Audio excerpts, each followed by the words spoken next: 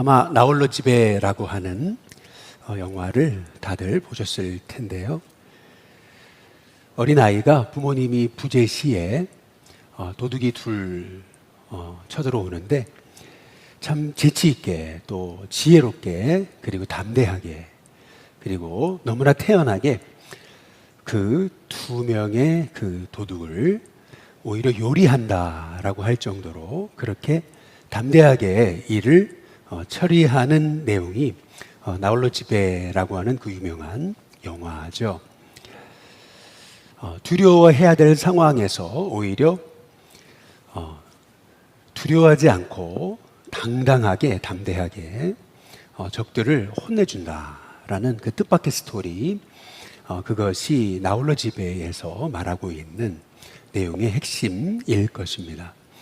마찬가지로 지금 주인공은 소년 다윗이거든요.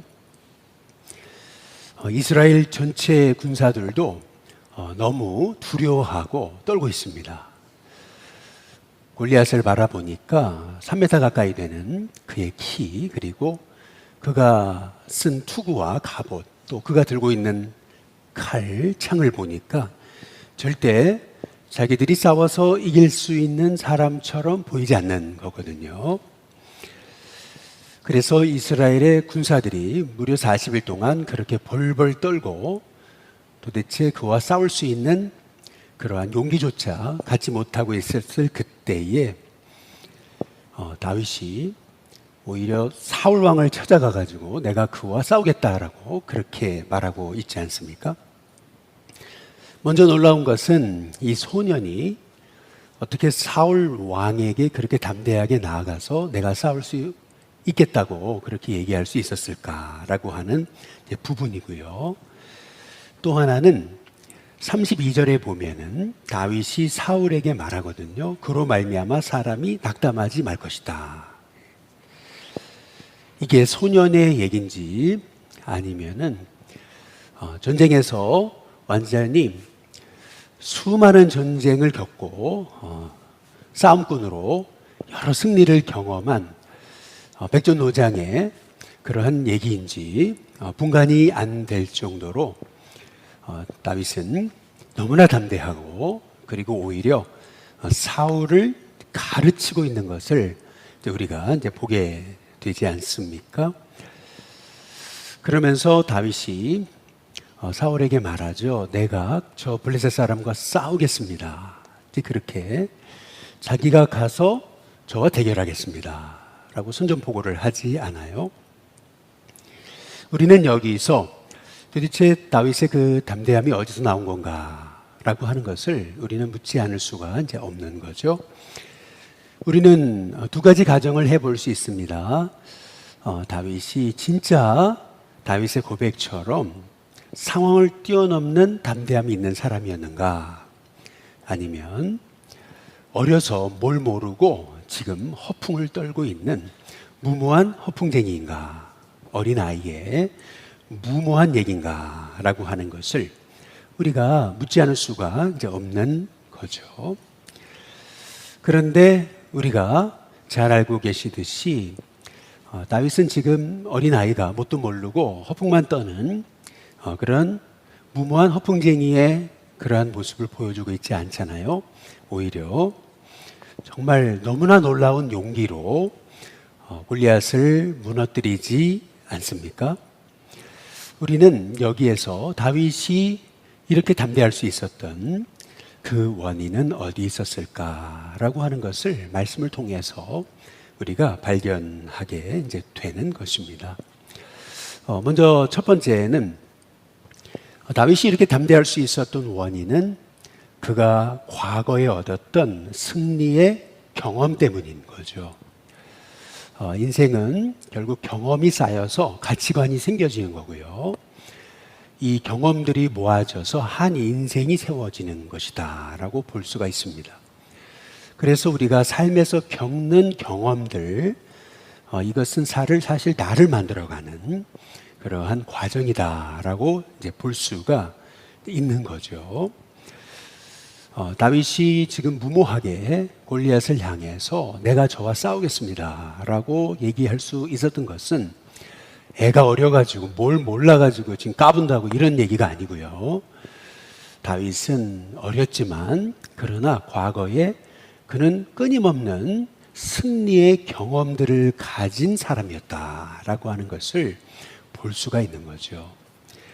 그래서 오늘 여기 34절에 한번 보시면은 다윗이 사울에게 말하잖아요. 주의 종이 아버지의 양을 지킬 때 사자나 곰이 와서 양떼에서 새끼를 이 사자와 곰이 물어가면 내가 따라갔다 그렇게 얘기하잖아요. 그리고 그것을 치고 그 입에서 새끼를 건져냈고 그것이 일어나서 또 나를 해하고자 달려들면 내가 그 수염을 잡고 그것을 쳐서 죽였습니다 라고 그렇게 이제 말하고 있죠. 그러면 36절에 주의 종이 사자와 곰도 쳤는데 살아계시는 하나님의 군대를 모욕한 이 할례받지 않은 이 블레셋 사람 정도는 제가 상대할 수 있습니다. 이제 그러면서 그가 그 짐승들의 하나처럼 될 것입니다 라고 다윗이 말하고 있는 이 대목에서 우리는 다윗의 용기는 어디에서 나왔을까라고 했을 때 이 다윗의 말 속에서 그의 가치관을 또 그가 과거에 겪었던 수많은 승리의 경험들을 우리가 보게 되는 것이 아니겠어요? 그런데 여기서 우리가 주목해 봐야 되는 이 다윗의 말이 있어요. 그것이 뭐냐 하면은 주의 종이 아버지의 양을 지킬 때라고 하는 얘기입니다. 아버지의 양이잖아요. 이게 굉장히 중요한 얘기거든요. 이게 내 거 아니거든요. 아버지 거잖아요. 그래서 아버지가 시킨 일일 뿐이에요. 그래서 사실은 목숨까지 안 걸어도 되는 거예요. 그런데 사자나 곰이 양을 물어가잖아요. 그러면은 일반적인 사람 같으면은 뭐 어쩔 수 없는 상황이잖아요. 어떻게 사람이 사자를 쫓아가겠습니까?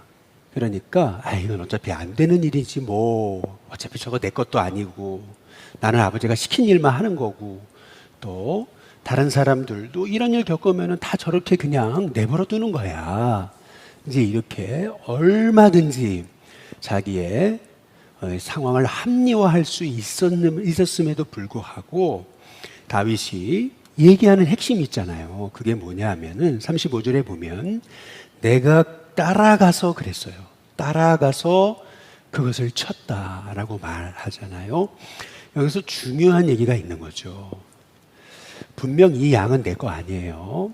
그리고 아버지가 시켜서 하는 일이에요.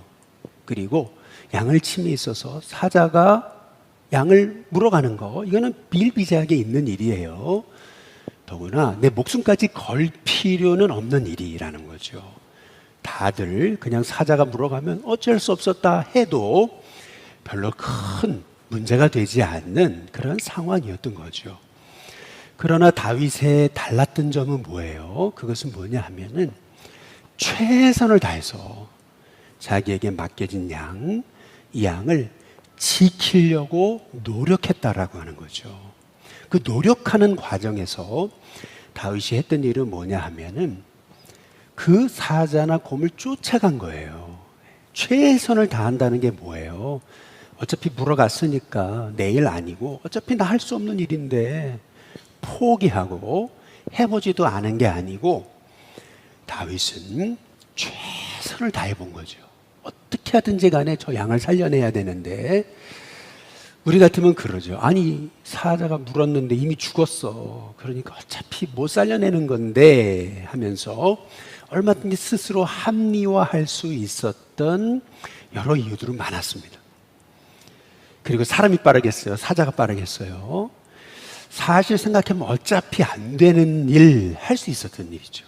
그러나 다윗이 달랐던 것은 뭐냐 하면은 오늘 여기 35절 말씀처럼 내가 따라갔다는 거예요. 따라갔다. 그러니까 어떤 어려움과 문제를 만났을 때 다윗은 포기하지 않은 거죠. 최선을 다한 거예요. 그것도 내 거 아닌 양을 말이죠. 내 거 아니에요, 이거. 아버지 거일 뿐이에요. 또 비일비재하게 그런 일이 있어요. 그런데 다윗이 달랐던 점, 그것은 뭐냐 하면은 아버지께서 내게 맡기신 그 양을 생명 다해 최선을 다해 지키려고 노력했다는 것입니다. 노력하는 과정에서 다윗이 겪었던 어려움은 뭐냐 하면은 그냥 노력하다 보니까 뭐 잘 됐어 이게 아니잖아요. 35절에 보니까 그렇게 얘기하잖아요. 내가 따라가서 그것을 치고 그 입에서 새끼를 건져냈는데 그런데 어떨 때는 그것이 일어나 가지고 나를 해하고자 했을 때도 있었습니다. 그런 거 아니겠어요? 뭐 사자가 뭐 고양이도 아니고 고양이 한 마리도요 그냥 제압하는 게 쉽지 않은데 하물며 사자가요 그래 너 가져가 이 양 가져가 하겠냐는 거죠. 아니잖아요. 당연히 사자가 일어나서 다윗을 물려 그러죠. 다시 되받아 공격하는 거죠. 그런데 그때 다윗이 했던 일이 뭐예요? 도망쳤습니까? 아니잖아요. 어떻게 했냐면 사자의 수염을 잡았다고 그렇게 얘기하잖아요. 수염을 잡았다. 그러니까 할 수 있는 최선을 다했고 그리고 문제를 만났을 때 저 사자의 약점을 공격하는 지혜가 있었다는 거죠. 그걸 터득했다는 거예요. 그러니까 다시 말하면은 다윗이 이렇게 담대할 수 있었던 원인은 무모함이 아니에요. 어린아이가 애가 뭘 몰라가지고 이렇게 까분다고 까부는 게 아니에요. 지금 다윗은요, 과거에 수많은 어려움 가운데 그 어려움 속에서도 최선을 다하고 그러면서 자기만의 그 어려움을 극복하는 승리의 비결, 경험을 쌓아온 거죠. 그러니까 무슨 말이냐 하면은 인생이란 결국에는요, 경험들이 모아져 가지고 지금의 내가 되는 거죠. 이 경험. 그러니까 다윗이 이렇게 담대할 수 있었던 원인은 과거에 수많은 승리가 모아져 가지고 지금의 다윗이 됐던 것을 우리가 알 수가 있는 것입니다. 두 번째는 뭐냐 하면은 다윗의 담대함은 뭐냐면 사실은 이게 중요합니다. 37절에 보면 또라고 말하잖아요. 이 또가 중요한 것입니다. 또가 있어야 됩니다. 그 또는 뭐냐 하면은 37절에 다윗이 말하잖아요. 다윗이 이르되 여호와께서 나를 사자의 발톱과 곰의 발톱에서 건져내셨은즉. 여기 보면 나를 이 사자와 곰의 발톱에서 건지신 분은 내 능력이 아니고 하나님이셨다 이렇게 고백하고 있잖아요. 그랬기 때문에 하나님이 나를 이 블레셋 사람의 이 손에서도 건져내실 겁니다. 다시 말해서 지금 다윗이 강조하고 있는 건 뭐냐 하면은 블레셋 사람의 손보다 하나님의 손이 더 큽니다 라고 말하고 있는 겁니다. 저 블레셋 사람의 손이 아무리 커 보여도 지금까지 나와 함께 하신 하나님의 손은 저 블레셋 사람의 손에 비하면 아무것도 아닙니다. 이렇게 말하고 있는 거죠. 실은요, 많은 승리의 경험이 우리로 하여금 또 다른 승리를 낳게 하는 것은 아닙니다. 왜냐하면은 사람은 많은 승리를 하게 되면 그러면 나도 모르게 교만해지는 겁니다. 그러다 보면은 이 승리라고 하는 것이 나로 하여금 오히려 미련하게 만드는 이유가 이제 되는 거죠. 대표적인 예가 이제 나폴레옹 같은 사람, 내 손에는 불가능이 없다. 이제 이런 모든 것들이 승리의 경험을 통해 쌓여진 건데, 그러나 그에게 빠진 것은 뭐냐 하면은 하나님의 손인 거죠. 지금까지 수많은 싸움에서 승리했지만, 그러나 이 승리를 이루게 하신 분은 하나님이심을 고백할 때 그의 지혜가 진정한 지혜가 되는 것이거든요. 진정한 경험이 되는 거거든요. 그런데 나폴레옹의 경우는 이제 그 진정한 이 또가 없었던 거죠. 또. 다윗은 수많은 승리의 경험을 쌓았어요. 그러나 승리한 이후에 자신의 승리를 다시 이렇게 되짚어 볼 때, 아, 이게 내가 한 게 아니었구나. 야, 어떻게 그때 내게 그런 지혜가 생겼지? 어떻게 수염을 잡을 생각을 했지? 아니, 그때 어떻게 사자가 머뭇거렸지? 야, 이걸 하나님이 하셨구나. 라고 하는 것을 다윗이 이러한 여러 경험을 통해서 터득한 거죠. 다시 말해서 다윗의 담대함은 무모함이 아닌 하나님이 그의 속에서 허락하신 하나님의 마음이었다라는 것입니다.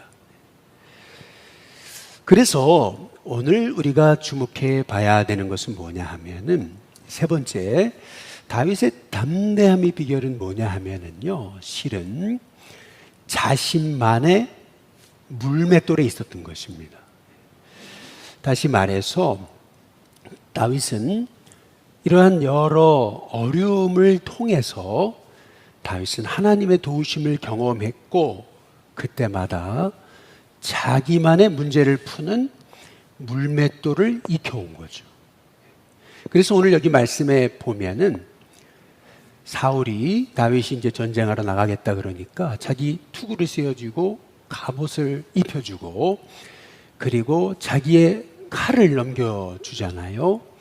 그랬을 때 이 투구를 다윗이 써보고 갑옷을 입어보고 칼을 들어보면 익숙하지가 않잖아요. 오늘 여기 성경이 강조하고 있는 부분은 뭐냐 하면은 39절에 보면 다윗이 칼을 군복 위에 차고는 익숙하지 못함으로 라고 말해요. 시험적으로 걸어보다가 사울에게 말하되, 다윗이 얘기하잖아요. 익숙하지 못하니 이것을 입고 가지 못하겠습니다 하고 곧 벗었다라고 하는 것을 성경이 강조하고 있어요.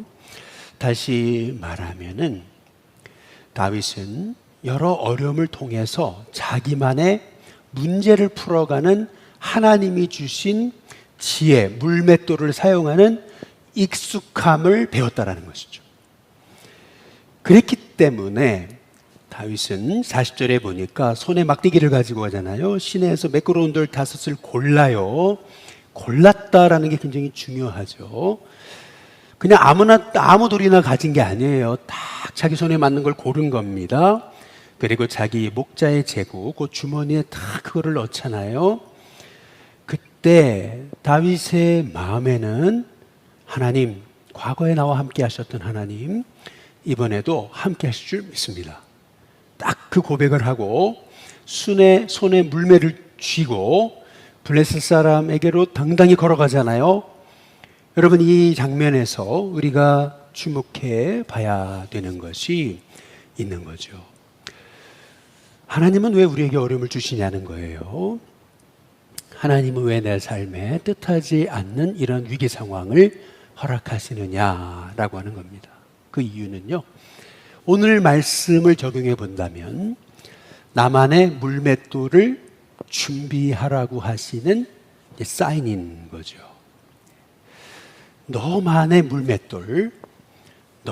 물맷돌을 준비할 기회다. 지금의 이 어려움이야말로 다른 사람 흉내내는 게 아니고 바로 너만의 물맷돌, 그거를 준비하라고 하시는 그런 하나님의 사인으로 우리가 여겨야 된다라고 하는 것입니다. 그래서 어려움을 만나잖아요. 그래서 이것은 단순한 어려움이 아니에요.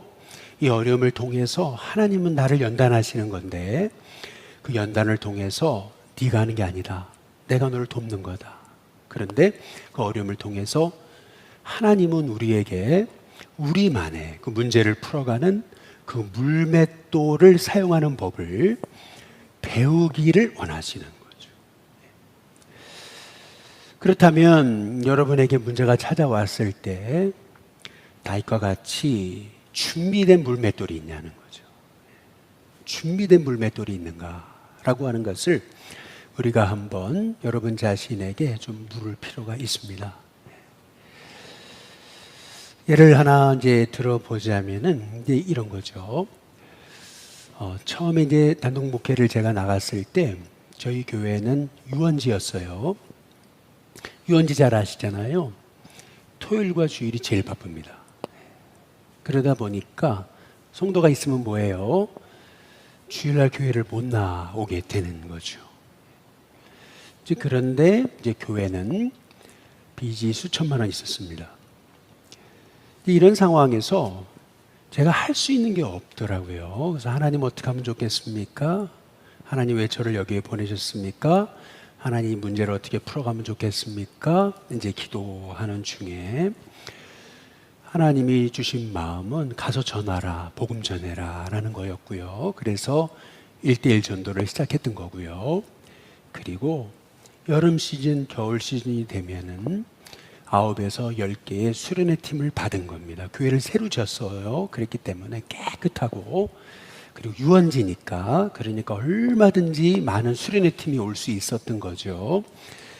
그래서 수련회 팀을 여름 내내 정말 하루도 쉬지 않고 여름 내내 받으면서, 겨울 내내 받으면서 이제 교회의 빚을 충당하고, 그리고 전도를 통해서 한 사람 한 사람 이제 전도하기 이제 시작을 했던 거죠.